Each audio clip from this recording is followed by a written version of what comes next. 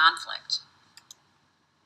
Conflict could be something as simple as a small disagreement between people or something a lot worse, such as war.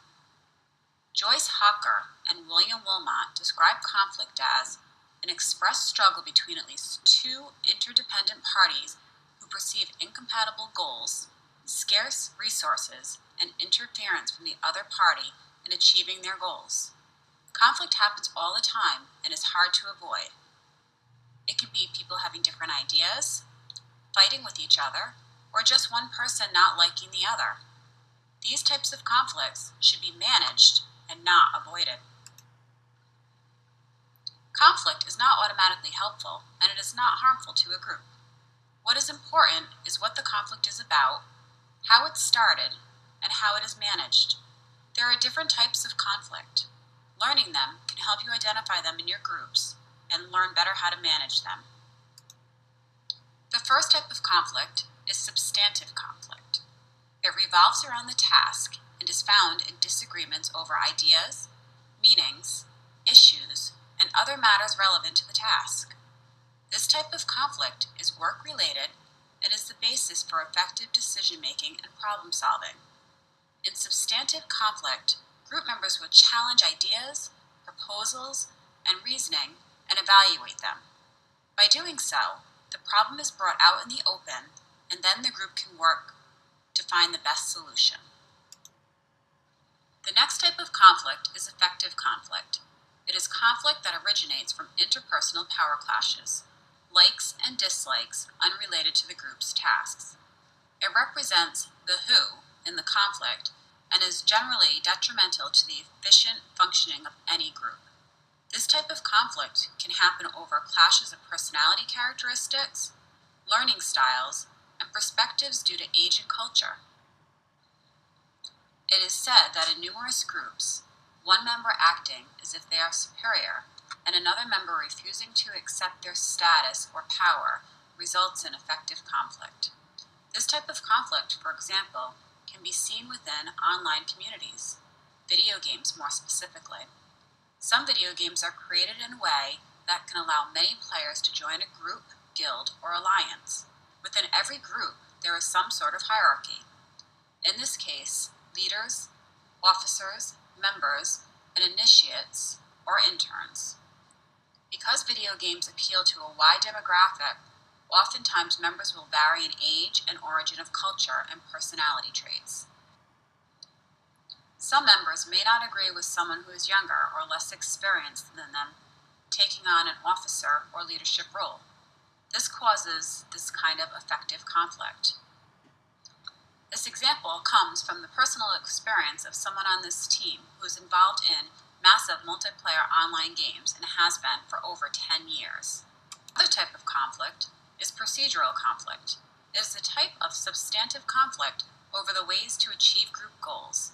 This happens when group members may disagree about whether they should make decisions by consensus or whether they should vote. There are times when a procedural conflict may actually be a substantive or effective conflict in disguise.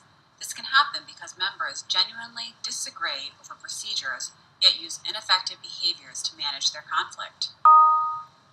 There are ways to manage conflict within a group. Conflict is inevitable when there is a decision that needs to be made together. If conflict is managed wrong, it can hurt the group and its members. If mishandled, it could destroy respect and trust, shuts down honest and open communication, can be degrading, coercive, and irresponsible. The best style to use to manage conflict depends on the situation. Things to consider are how important the issue is, how serious the consequences will be, whether the group is under any time pressures, what cultural practices limit what can and can't be done, and how important it is that the positive relationship between the conflicting parties be maintained. The first type of style is avoidance. This is when any group member chooses not to disagree or bring up a conflicting point. There are times when group members fight. They tend to avoid further conflict with each other.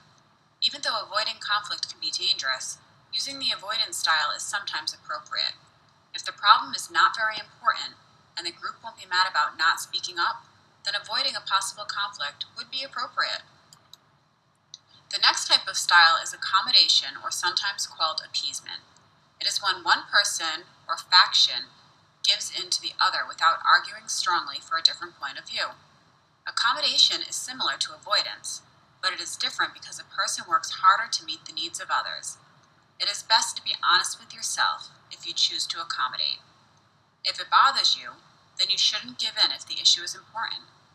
It may be hard for some people to speak up in front of the group who fear talking in front of others, but if you don't, in the future you are likely to end up arguing with someone for no reason. Is competition, sometimes referred to as the win-lose style. It is when you fight hard to win and you don't care whether the other person is satisfied with the solution. Highly competitive ways of handling conflict are harmful to a group. If one person in the group tries to impose their will on someone, the other members might fight back. Competitive ways can end up starting a new conflict, especially when people stop listening to understand each other. When a group is doing something that you think could be harmful, then competition is appropriate. You shouldn't accommodate or avoid conflict if you think your basic values are being compromised. Another way to look at this style is to consider voting. Voting is a type of competition. One person will win while the others will lose. Those who would vote for the winner will of course feel accomplished. However, those who voted for the losers will feel distraught and dismissed. Depending on what you are voting on, the size of the voting party can have an effect on the group's morale. Even though the vote is done and the majority won, there is still a possibility of lingering conflict. We can see this with any presidential vote here in the United States. Even though someone won, there is still conflict that had to happen because the other lost. The next style is collaboration, or the win-win style. It is when the people in the conflict want to meet opposing parties' needs along with their own. This style assumes individuals may argue strongly for their point of view, just like competition. Unlike competitors, though, collaborators make sure not to attack each other as people or to say or do anything that could harm their relationship. They treat each other as equals. People who use collaborative are more satisfied with their group outcomes than members who avoid conflict. Using collaboration can show options that the other styles may have missed. Even though using the collaborative style may be ideal, it does take a lot of time. The last style we're going to discuss is compromise. It is a middle ground conflict management style that people do by giving up something to get something in return. Even if there are problems with compromising, it is appropriate for many conflicts. If collaboration is impossible, compromise may be the best option available. The group may not get exactly what they want, but it does seem balanced and fair. When I was a child, my brother and I would often bicker over where we should go to eat. I want to go here, I would say. No, I want to go here, he would say. My father would step in, of course, and say, how about we go here tonight, and then we can go to your choice tomorrow night. It was a compromise. So we all may not have gotten what we wanted immediately, but in the end, we did. Resolving the conflict can lead to having a better relationship with your group. It can make your group have a better bond and better to work with. Although it may be a headache to deal with conflict, it is much better to resolve the problem than to avoid it.